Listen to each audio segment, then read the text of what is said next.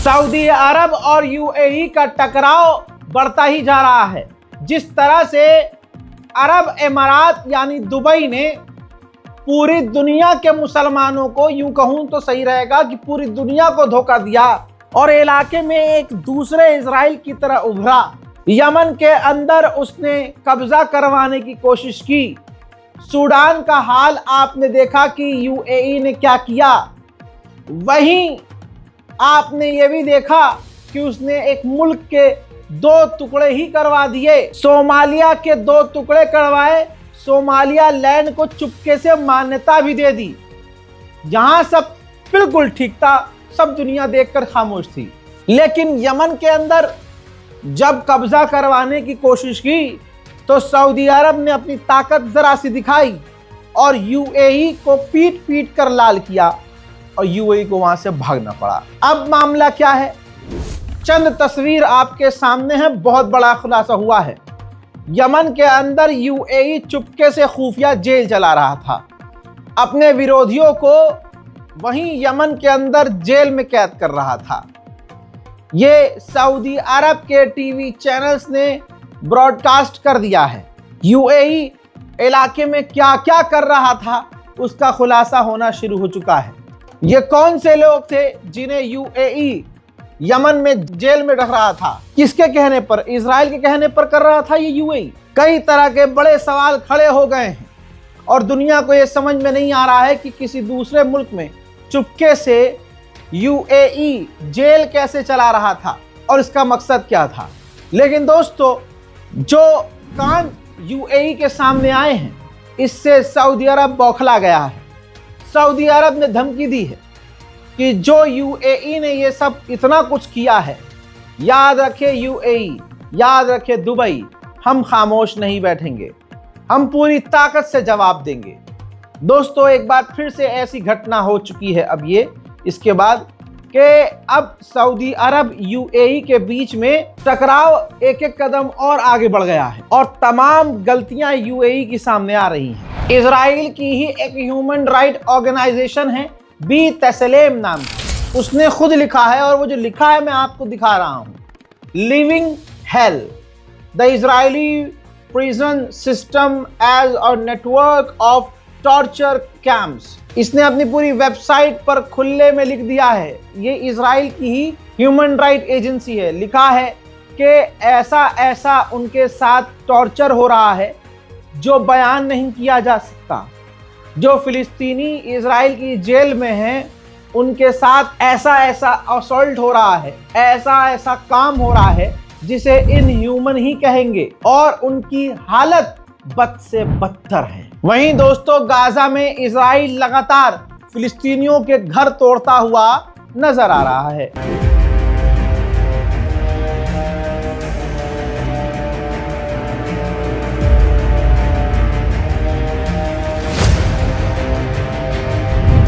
फिलिस्तीन का एक और ग्रुप हुसम अस्तल नाम का, जो है फिलिस्तीनी लेकिन गद्दार ग्रुप है, इसने कहा कि हमने एक हमास के ग्रुप को पकड़ा था, हमने उन्हें मारा, पीटा और हराया भी, और हम फिर से मांग करते हैं तमाम हमास के आतंकवादियों से कि आप हथियार डाल दें।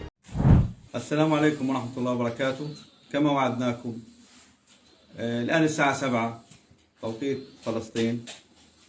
اليوم خلينا نحكي اليوم إن شاء الله في مفاجأة، وحتكون مفاجأة وحتكون بشرى لأهل غزة إنه إحنا بنحكي لهم كما وعدناكم إن شاء الله إنه إحنا المرحلة القادمة، ونشكر رئيس ترامب على خطة غزة وإدارة غزة تمام، ونقف معه وإحنا في سبيل رفع المعاناة عن أهلنا في غزة। أي إدارة وأي ناس تيجي تحكم بما يرضي الله وترفع الظلم। कतर के प्रधानमंत्री ने कहा कि पहला सीज फायर कंप्लीट हो चुका है, वक्त है कि गाजा में सीज फायर 2 आगे बढ़ाया जाए, जिसे नेतन्याहू रोक रहे हैं। डोनाल्ड ट्रंप ने अमेरिका की जो गाजा को चलाने वाली कमेटी बनाई है, उसमें 2-4 फिलिस्तीनियों को भी रखा है, फिलिस्तीनी नेताओं को।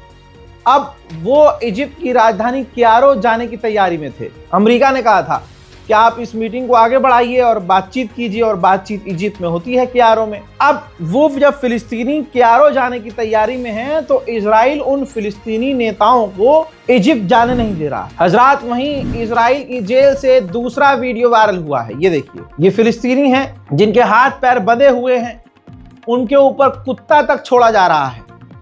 हजरात, उनको ऐसा टॉर्चर किया जा रहा है कि अगर मैं किताब में लिखूं तो आप वो पढ़कर रो देंगे, देखना तो बहुत दूर की बात है।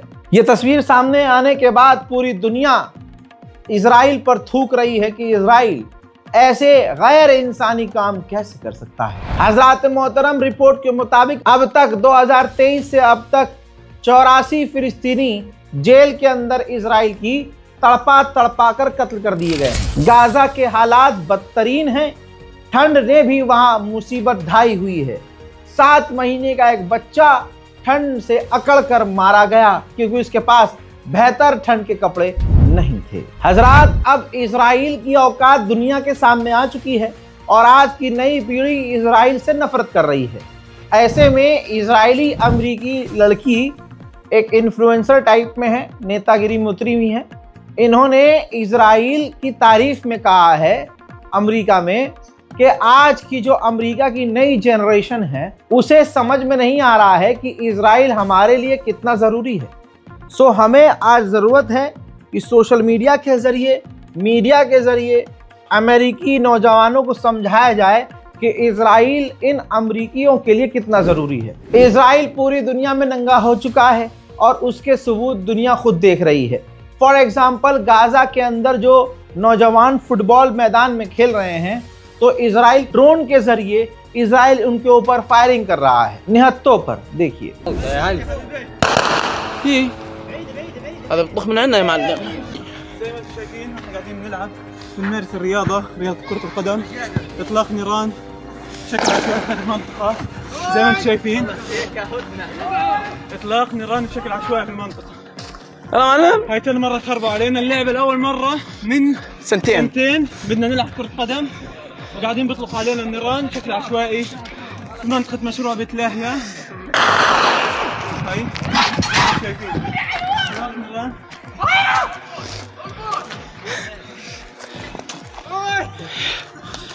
الله يستر يعني गाजा पीस बोर्ड बनाकर अमेरिका ने यानी ट्रंप ने ऐलान किया, मतलब 60-70 देशों को इनवाइट किया जिसमें भारत भी है, और कहा कि 3 साल के लिए आप इसके मेंबर बन सकते हैं और आपको $1 बिलियन देना होगा।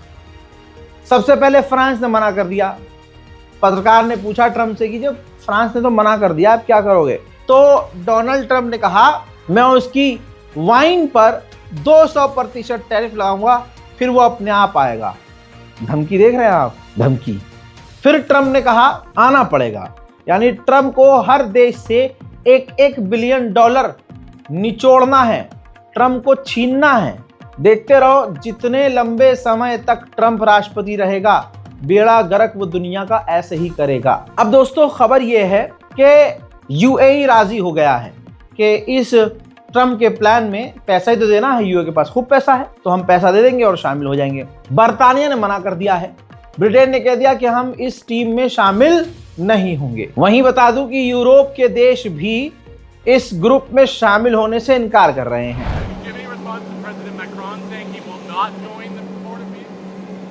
Did he say that? Well, nobody wants him because he's going to be out of office very soon. So, you know, that's all right. What I'll do is if they feel like Costo, I'll put a 200% tariff on his wines and champagnes, and he'll join. But he doesn't have to join. If he said that, you're probably giving it to me a little bit differently. But if he actually did say that, but as you know, he's going to be out of office in a few months. Did you invite President Putin to join the... Yes, he's one of the people, these are world leaders. Trump को राष्ट्रपति बने, America के राष्ट्रपति बने 1 साल हो चुका है, जिसकी खुशी अमेरिका में नजर नहीं आई है। लेकिन इजराइल के जो सुअर की नस्लें हैं वो टीवी चैनल पर नाचते हुए नजर आ रहे हैं। ये वहां का गांडोली मीडिया है जो कि डोनाल्ड ट्रंप के 1 साल सरकार के चलने पर, 1 साल उनके कार्यकाल के होने पर नाच रहे हैं। यानी अमेरिका के लोग ट्रंप के खिलाफ सड़क पर हैं। और खुश कौन है ट्रंप से? इजराइल के लोग।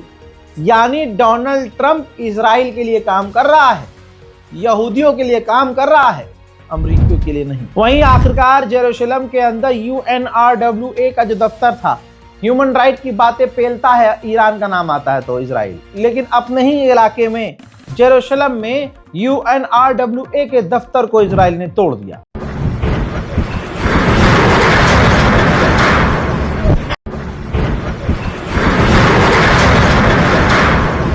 हजरात, अब वहां तोड़फोड़ मचाने के बाद UNRWA के जमीन पर, मलबे पर उसने अपना इजराइल का झंडा लगा दिया है। वहीं इजराइल का नेता, कट्टरवादी नेता सुअर बेंजीवीर उस UNRWA के बिल्डिंग के अंदर, बाहर, आजू बाजू पहुंचा था। प्रॉपर तरीके से उसने नरसिंहा लंड सरस्वती की तरह वीडियो बनाया। ये इजराइल का नरसिंहा लंड सरस्वती है। तो दोस्तों, इसने वहां वीडियो बनाया है और इसको सोशल मीडिया पर पोस्ट किया है। UNRWA ह्यूमन राइट ऑर्गेनाइजेशन है जो फिलिस्तीन के लिए बनी है और फिलिस्तीनियों की मदद करती है। नेतन्याहू का नेता ऑन रोड ऑन एयर दिन के उजाले में कह रहा है कि हम ऊपर वाले की मदद से हर UNRWA के मेंबर को कत्ल कर देंगे। सुनिए। לפני שנתיים הגענו לפה, אני ועוד כמה חברים, והפגענו נגד האויב הנאצי שמכונה אונר"א. כולם לא הבינו על מה אנחנו צועקים. למעשה התחלנו את המאבק נגד האויב הזה כבר לפני 10 שנים ואף אחד לא הקשיב לנו. לצערנו הרב, רק הטבח הנורא בשמחת תורה הפיל את האסימון לכל מי שלא הקשיב לנו במשך שנים. בשנתיים האחרונות הפגענו, נעצרתי, נחקרתי על ידי המשטרה, בעודי על מדים. UNRWA के दफ्तर को तोड़ने के बाद अब वहां पर इजराइल यहूदियों के लिए सेटलमेंट करेगा, मकान बनाएगा। ऐसे में आप फिर कहेंगे कि भाई अरब देश कहाँ है? अजी, अरब हमारे पेशाब से भी गंदा है। ये 70,000 फिलिस्तीनियों के मारे जाने पर यह अरब लीग, अरब देश खामोश रहा। अब आप कहेंगे क्या भाई, कुछ तो बताओ क्या किया? भाई सिर्फ निंदा की है। ये जो UNRWA का दफ्तर तोड़ा है, अरब देश ने सिर्फ निंदा, कि हम इस बात की निंदा करते हैं। ये हराम की पिल्ले यही करते रहे कि निंदा करते हैं और आंखों से हम देख रहे हैं कि फिलिस्तीन की तमाम जमीनों पर इजराइल कब्जा कर रहा है। वहीं आप खुद देखिए, ये अरब की औकात देखिए। फिलिस्तीन के तस्वीर देखिए, फिलिस्तीन के वेस्ट बैंक में एक फिलिस्तीनी व्यक्ति के परिवार के घर पर इजरायली सेटलर्स ने कब्जा कर लिया। अंदर डीजे वीजे लगाकर, म्यूजिक सिस्टम लगाकर नाच रहे हैं, सेलिब्रेट कर रहे हैं कि हमने एक घर पर कब्जा कर लिया। कमाल ये है, यही बात मैं कहता हूं कि ये तमाम तस्वीरें जब भारत तक आ रही हैं तो क्या अरब देशों तक नहीं जा रही होंगी? लेकिन कमाल यही है कि अरब पूरी तरह से खामोश है। आपने देखा होगा कि ये तमाम अरब देश जितने भी हैं, ये इजराइल का चूतड़ चाटने में आगे रहते हैं। ऐसे इजिप्ट भी है। इजिप्ट इजराइल की लगभग सारी बातें मानता है, डील किया हुआ है, बिजनेस करता है, गैस लेता है, तेल भी लेता है, सब कुछ कर रहा है इजराइल के साथ। ऐसे में ये तमाम चीजें करने के बावजूद जो इजराइल का फाइनेंस मिनिस्टर है वो कह रहा है कि जो ट्रंप ने डील करी है हमारी, गाजा की और इजराइल करवाई है, वो डील तोड़ देनी चाहिए। और इजिप्ट हमारा दुश्मन है, हमें इससे बात भी नहीं करनी चाहिए और गाजा के लोगों को मारना चाहिए। सुनिए। הגיעה העת לפרק את המפקדה בקריית גת, לסלק משם מדינות כמו מצרים ובריטניה שעוינות את ישראל וחותרות תחת ביטחונה, להציב לחמאס אולטימטום קצרצר לפירוק והגליה אמיתיים ומיד עם פקיעתו, להסתער על רצועת עזה בכל הכוח, להשמיד את חמאס צבאית, אזרחית ושלטונית, לפתוח את מעבר רפיח עם उधर ग्रीस और तुर्की के बीच टकराव रहता है, कट्टर दुश्मन है। तो इजराइल के डिफेंस मिनिस्टर जो है ग्रीस पहुंचे और ग्रीस में जाकर उन्होंने तुर्की का नाम लिए बिना धमकी दी कि हम अपने इलाके में अपने दुश्मनों को आने नहीं देंगे, मजबूत नहीं होने देंगे और हमारी नजर उन पर है। अब सुनिए कमाल का खेल। इजराइल ऊपर से नीचे तक का जोर लगा रहा है कुछ खबरों को छुपाने के लिए। जैसे इजराइल के फौजी अपने आप को खत्म करने में आगे बढ़ चुके हैं। ज़्यादा से ज़्यादा हर दूसरा इजरायली व्यक्ति डिप्रेशन का शिकार है।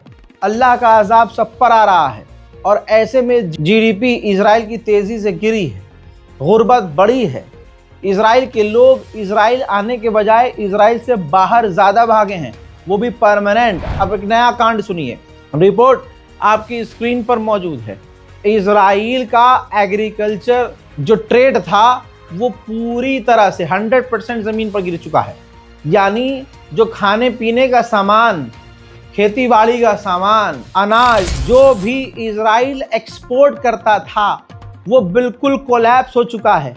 अब एक चावल का दाना भी इजराइल बाहर बेचने में सक्षम नहीं है। मोहतरम हजरात, वहीं यही इजराइल और अमेरिका ईरान के हो रहे प्रदर्शन में उंगली किए हुए थे, उंगली क्या पूरा खुद को किए हुए थे और रोना मचा रहे थे कि भैया ये देखो ईरान ने आम लोगों को मार दिया। हजरात, नेतन्याहू के खिलाफ खतरनाक प्रदर्शन इजराइल में हो रहे हैं और पता है क्या हुआ है? ये देखिए, जो नेतन्याहू के खिलाफ प्रदर्शन कर रहे थे ना, उनको बस से कुचलवा दिया नेतन्याहू ने। जिस इंसान यानी यहूदी को कुचला गया बस से, वो व्यक्ति मारा गया है।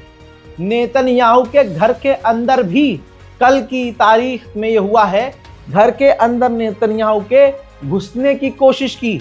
नेतन्याहू को सड़क पर लोग खड़े होकर गालियां बक रहे हैं। उधर इजराइल का एक स्नाइपर थाईलैंड में एक्सीडेंट में मारा गया है। जी हाँ, एक्सीडेंट। उधर इराक के प्रधानमंत्री ने जोलानी सीरिया के राष्ट्रपति से बात की है और कहा कि आपके इलाके में, आपके मुल्क में जो हो रहा है काफ़ी चिंताजनक है और हमें फिक्र है। मोहतरम हजरात, वही एसडीएफ जो इजराइल से मदद मांग रहा है, जिस एसडीएफ से सीरिया के जोलानी की लड़ाई चल रही है, अमेरिका ने उसी एसडीएफ जिसको आज तक अमेरिका नहीं पनाह दी, उसी ने, अमेरिका ने ही एसडीएफ से कह दिया कि तुम जंग में इजराइल को घसीटना चाह रहे हो, जो कि अगर हुआ, इजराइल इस तुम्हारी जंग में कूदा तो तबाही मचेगी। गाजा के हालात कितने ख़राब हैं मुझे बताने की ज़रूरत नहीं है। मदद के रास्ते खुले हैं, मदद करना चाहते हैं तो ये तमाम बैंक डिटेल मौजूद है। बहुत लोग कहते हैं स्कैनर, भाई स्कैनर काम नहीं करता तो बैंक की डिटेल नीचे मौजूद है। आप अगर पेटीएम या यूपीआई इस्तेमाल कर रहे हैं तो आप सीधा बैंक ट्रांसफर पर क्लिक करके बैंक डिटेल डालकर आईएफएससी कोड डालकर मदद भेज सकते हैं। अगर नहीं भेजना चाहते तो कोई बात नहीं, लेकिन कभी दिल में आ जाए कि हमारे गुनाह बहुत ज़्यादा हैं, हम किसी यतीम की मदद कर सकते हैं, हम किसी फिलिस्तीनी और गाजा के बच्चे को एक टाइम का खाना खिलाना चाहते हैं, तो मदद कीजिएगा, वरना तो कोई बात नहीं। इस रिपोर्ट को शेयर कीजिए, दुआओं में याद रखिए और अपनी राय कमेंट में ज़रूर लिखिए। फिलहाल के लिए इतना ही, वस्सलाम।